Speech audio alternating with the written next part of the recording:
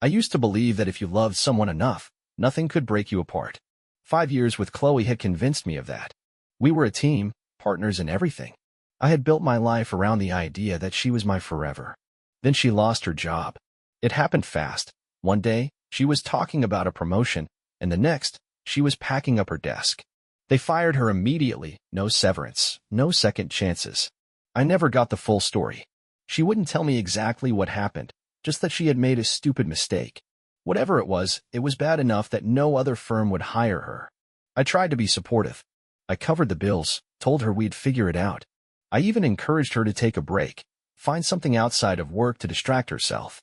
She fought it at first, insisted she needed to fix things. But eventually, she gave in and signed up for a pottery class. It seemed harmless. I should have paid more attention. Because my brother, Kevin, was already in that class. Kevin and I had never been close. We were too different. I was the responsible one, the one who worked hard and did everything right. Kevin? He skated through life on charm and bullshit. He never held down a real job, never committed to anything. And when it came to women, he went through them like they were disposable. Chloe knew this. That's why, when she first mentioned that Kevin was in her class, I didn't worry. She laughed about how bad he was at throwing clay, told me stories about how he cracked jokes to make everyone laugh. It sounded innocent. But then he started giving her rides. And then they started hanging out outside of class. At first, I didn't say anything. I told myself I was being paranoid, that she was just lonely, that she needed a friend. But then she started canceling our plans to be with him. One night, I finally asked her, "Are you spending too much time with Kevin?" She looked at me like I had slapped her. "He's your brother, Alex. What do you think is happening?"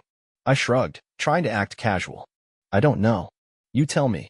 Her eyes narrowed. "He's helping me. He makes me feel normal again. You're always working, always stressed. With Kevin, it's easy." That should have been my first clue. 2 months before our wedding, I came home early from a business trip. I hadn't told Chloe I was coming back that night. I wanted to surprise her, maybe take her out to dinner. I remember pulling into the driveway and seeing Kevin's car parked outside. It was late. Too late for him to be here. My stomach dropped. I stepped inside. The house was dark, except for the dim glow of the TV in the living room. My eyes scanned the space, beer cans on the coffee table. A half-empty wine glass. A familiar pair of heels kicked off near the couch. Chloe's. I felt cold. Like my body had already processed what my brain refused to accept. The bedroom door was half open. I didn't want to look. I had to. I stepped forward, pushed the door open. And there they were. My fiancé. My brother. In my bed. Kevin's arm was draped over her. Chloe's face was pressed against his chest. The sheets tangled around them, proof of everything I didn't want to see. My body moved before my mind caught up. I grabbed Kevin by the back of the neck and ripped him away from her. His eyes flew open, confusion turning to horror. "Alex." I hit him. Hard. His nose made a sickening crunch beneath my fist, blood spraying across the sheets. Chloe screamed, scrambling to cover herself. "Wait, please, just—" I didn't even look at her. Kevin groaned, clutching his face, but I wasn't done. I punched him again, knocking him back onto the floor. He whimpered, hands up in surrender. Chloe was crying now, her voice shaking. "Alex, please, just listen now. Get out." My voice was cold, controlled. She blinked through her tears. "What?" "You have 10 minutes, I said. Pack your shit and get out." She let out a small, broken sob. "Alex, I made a mistake." 9 minutes. She scrambled off the bed, grabbing a suitcase from the closet, her hands shaking as she stuffed clothes into it. When she finally reached the door, she turned back to me, her face streaked with tears. "I love you," she whispered. "I swear, I still love you." I reached out and slid the engagement ring off her finger. Then I shoved her out the door. I didn't watch her leave. Didn't listen to her sobs as I slammed the door behind her. I stood there for a long time, breathing hard, hands still shaking. Kevin was still on the floor, blood dripping from his nose. I called my parents. Told them everything. When they arrived, my mom rushed to Kevin, fussing over him like he was the victim. My dad pulled me outside, told me to calm down. Then Kevin said it. "I love her." I laughed. A sharp, bitter sound. He wasn't finished. "She loves me too." I turned to my father, waiting for him to say something to condemn him. But he just sighed. And then my mother, my own mother, said, "Alex, I know this is hard, but maybe, Maybe this was meant to happen. I stared at her. Meant to happen? I repeated, voice hollow. They're having a baby. The world tilted. Chloe was pregnant. With Kevin's child. And my mother, the woman who raised me, was standing there, saying that maybe this was meant to be. I walked away. I didn't speak to any of them again. I disappeared after that night. I packed a bag, got in my car, and just drove. No destination, no plan. I didn't even go back to my house. I couldn't stand the thought of being in that bed, in that space where they had been. By the time the sun came up, I was halfway to Chicago. I found a cheap motel, booked a room, and sat on the edge of the bed, staring at the wall. My fists still ached from hitting Kevin. My chest felt empty, like someone had scooped out everything inside me and left nothing but a hollow shell. I pulled out my phone. 1 missed call from my dad. 5 from my mom. None from Chloe. She knew better. I didn't listen to the voicemails. Didn't text anyone back. Instead, I turned my phone off, threw it onto the nightstand, and lay back against the pillow. I didn't sleep. Just existed. Days blurred into weeks. I found an apartment in Chicago, threw myself into work, cut off everyone. I never told my parents where I moved. Never reached out to old friends. Anyone who stayed in touch with Kevin and Chloe? Gone. My mom tried. She left voicemails at first. Then texts. Alex, please talk to me. It's been months. You can't just disappear. Family forgives, sweetheart. You need to find a way to move on. Move on? They expected me to move on, while Kevin and Chloe played house. While they raised their little affair baby, pretending nothing had happened. I blocked her. Eventually, the messages stopped. And just like that, they were out of my life. 3 years passed. I rebuilt myself. Slowly. New city. New friends. A job that kept me busy enough to avoid thinking about the past. I started dating again. Nothing serious, just enough to remind myself that I could. That Chloe hadn't ruined me completely. For a long time, I convinced myself I had one. Then, one evening, my doorbell rang. I opened it, expecting a neighbor or a delivery. Instead, I found Chloe. For a second, my brain refused to process it. She looked wrecked, pale, exhausted. Her hair was pulled into a messy ponytail, dark circles shadowed her eyes. Her clothes were cheap, worn, not the Chloe I remembered. And beside her, clutching her hand, was a little girl. Kevin's daughter. She couldn't have been older than 3. Dark brown eyes. Sharp little features. The same smug face Kevin used to have as a kid, back when he was the golden boy who could do no wrong. I gripped the door frame, my stomach twisting. Chloe's lips parted, her voice small. Hi, Alex. I should have slammed the door. I wanted to slam the door. But then Jessie, that was her name, wasn't it? Tugged on Chloe's sleeve. Mommy, she whispered. I'm hungry. Chloe's face crumpled. She bent down, smoothing Jessie's hair back. I know, baby. Just a little longer, okay? And just like that, I couldn't do it. I stepped aside. Chloe hesitated, then led Jessie inside. The air felt too thick, like I was suffocating. I motioned to the couch. Sit. My voice came out flat, almost detached. Talk. She settled Jessie on the cushion beside her, then let out a slow, shaking breath. I know I'm the last person you ever wanted to see again. And I wouldn't have come if I had any other choice. She swallowed hard. But I need help. I laughed. A bitter, sharp sound. My help. She winced. I folded my arms. What happened, Chloe? Kevin finally get tired of playing house. She looked down at her hands. 3 months ago, he left. No warning, no explanation. He just packed a bag and disappeared. Jessie didn't react. Maybe she was too young to understand. Maybe she'd already learned that her father leaving wasn't a surprise. Chloe exhaled shakily. I thought he'd come back. I really did. But he hasn't. And now I have nothing. No job, no money, no family. Your mom helped for a while, but she's done with us too. That caught my attention. My mom. Chloe gave a bitter laugh. Yeah, guess she finally realized Kevin isn't the perfect son she thought he was. But instead of holding him accountable, she just cut me off. I clenched my jaw. That sounded exactly like something my mother would do. Worship him until he let her down, then pretend he didn't exist. Still, I wasn't her safety net. I let out a slow breath, reached into my pocket, and pulled out my wallet. I tossed a few $100 onto the table. Here, get a motel. Buy food. But after this, we're done. Chloe's eyes flicked to the money. Then back to me. That's it. Her voice was barely above a whisper. I stared at her, You expected more? Her hands curled into fists. For a second, I thought she might argue, might beg. Instead, she just nodded. Slowly, she stood, lifting Jesse into her arms. At the door, she paused. I'm sorry, she whispered. For everything. I didn't respond. I just closed the door. I thought that was the end of it. I gave her money. I closed the door. That should have been the last time I ever saw Chloe. But life had a way of dragging me back into shit I wanted no part of. It started 3 days later. I got home from work, tossed my keys on the counter, and noticed a letter sitting on my kitchen table. No return address. My name scrawled on the front in handwriting I knew instantly. My mother's. I almost didn't open it. I should have thrown it away. Instead, I sat down, ripped it open, and started reading. It was worse than I expected. She didn't apologize. She didn't ask how I was doing, didn't acknowledge the years of silence between us. She just wrote about Chloe, about Jesse, and about how it was now my responsibility to take care of them. Kevin isn't around to step up, so it falls on you now. My vision blurred. I read the sentence again, and again. Then I crushed the letter in my fist and slammed it against the table. The audacity. The absolute audacity to expect me to clean up my brother's mess.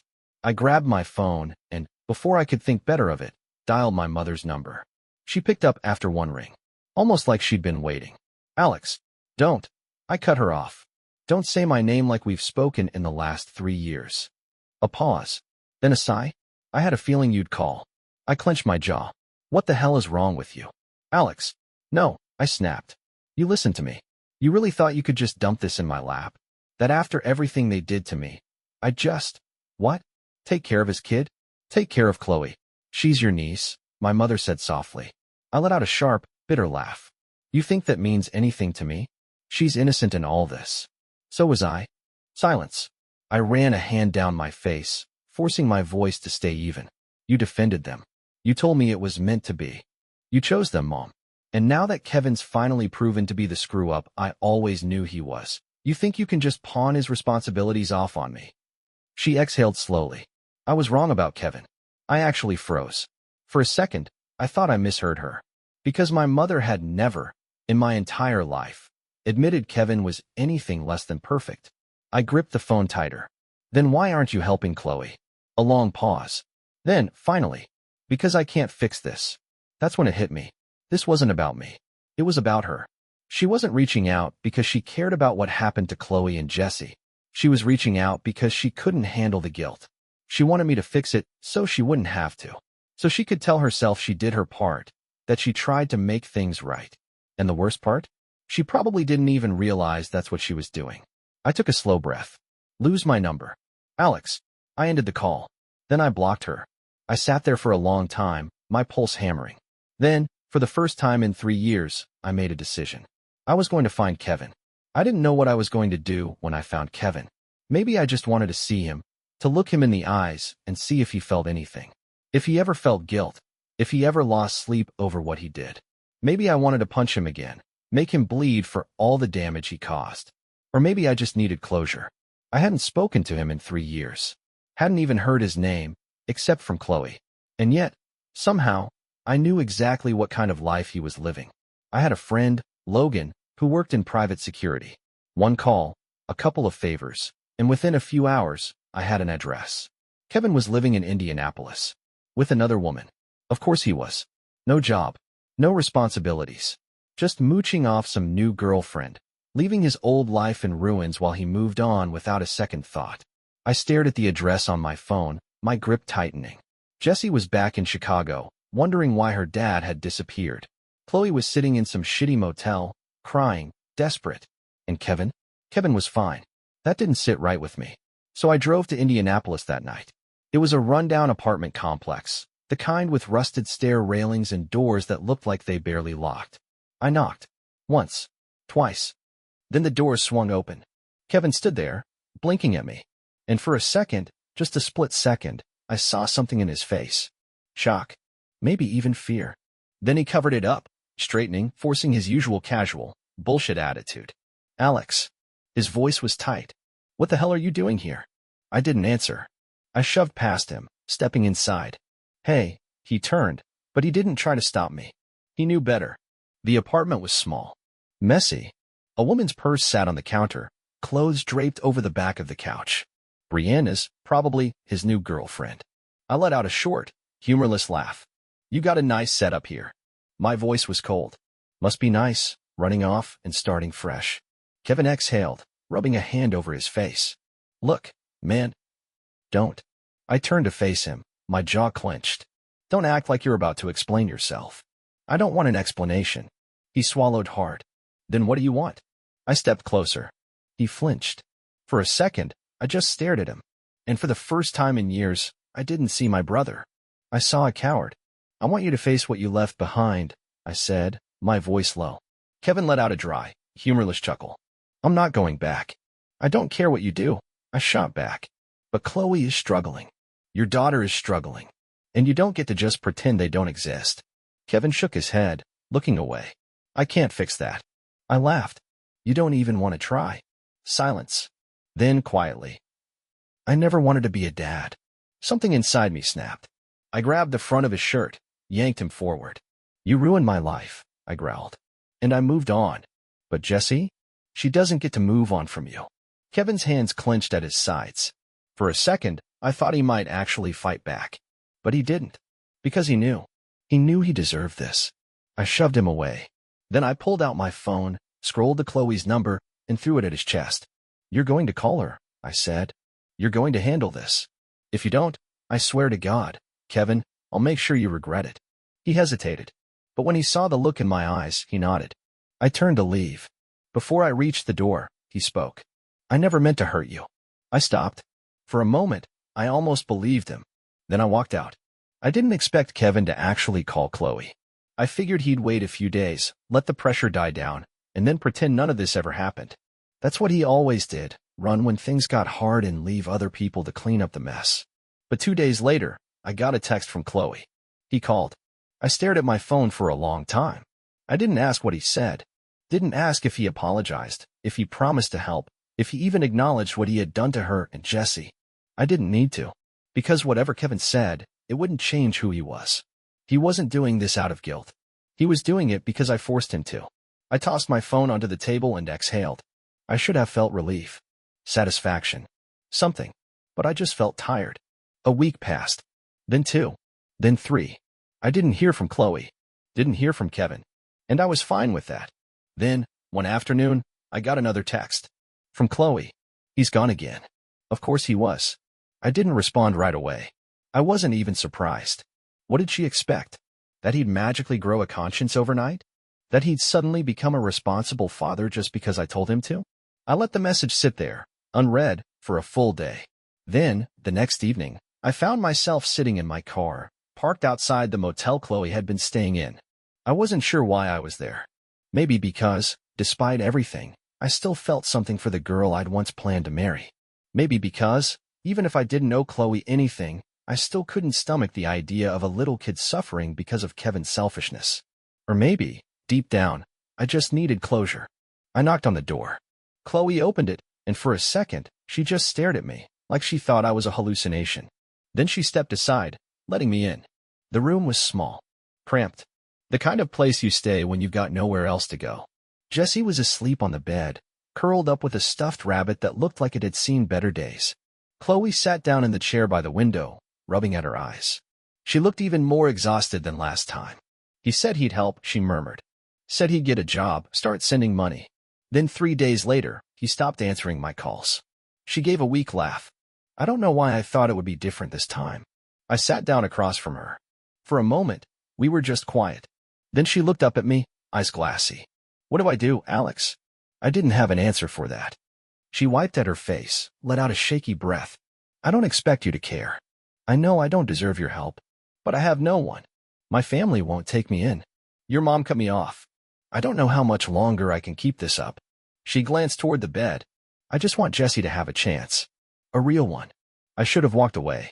I should have left her to figure it out on her own, the way I had to after what she and Kevin did to me. But I didn't. Instead, I reached into my pocket, pulled out my wallet, and slid a stack of bills onto the table. More than last time. Enough to get her through the next few months. Her lips parted slightly, like she wanted to argue, but no words came out. I'm not doing this for you, I said. I'm doing it for her. She nodded. Then, softly, thank you. I stood. I don't want to hear from you again, I said. No texts. No calls. After this, we're done. Chloe swallowed, nodded again. I looked at Jesse one last time. Then I walked out. And for the first time in years, I felt free.